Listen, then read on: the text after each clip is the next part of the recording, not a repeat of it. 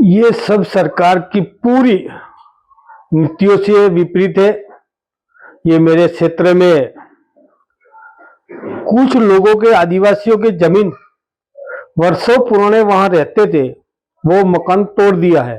लेकिन सरकारी नीतियों से विपरीत में रहकर कुछ लोगों को, अमीरों को, उद्योगपतियों की उनको रिसोर्ट बना हुआ है, बहुत बड़े बड़े सेवा केंद्र बनाए, पेट्रोल पंप बनाया है और खान खनिज की सभी जगह पे सरकारी वहीवटी तंत्र और सरकारी नेताओं के रेम नजर होकर कितने सारे लोगों को जमीन दिया जाती है।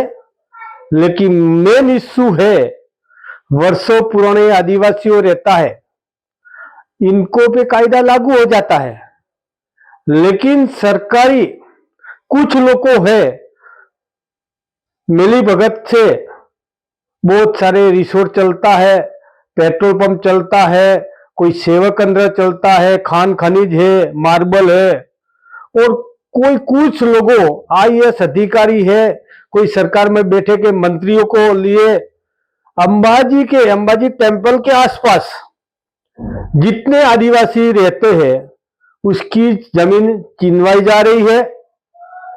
आदिवासियों की जमीन लेकर कुछ उद्योगपति को देने के लिए चर्चा हो रही है, कुछ रिलायंस के लिए देने के लिए चर्चा हो रही है।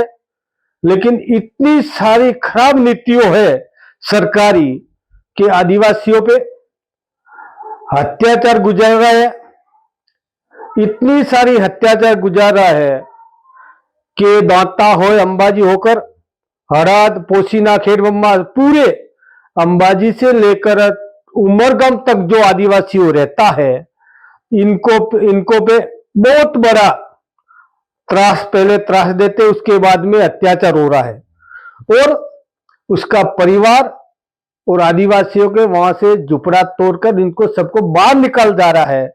ये सरकार की बहुत सारी नीति खराब है। हम सोचते हैं, हम तो यह कि आदिवासी पुराने हैं, पीढ़ियों से रहते हैं, तो भी निकल जाए तो हम कहां तक ये सहन करेंगे। लेकिन हम अब सहन करने वाले नहीं है। सरकार के सामने लड़ना है तो लड़ना है, लेकिन हमारा हक है, अधिकार है, हम हमारी जमीन लेके रहेंगे। सरकार को झुकना पड़ेंगे, इसलिए झुकना, कायदा के नीतियों के रहकर अंदर रह के हम जमीन मांग रहे हैं और दूसरे लोग आते हैं, इनको जमीन नहीं देने देंगे।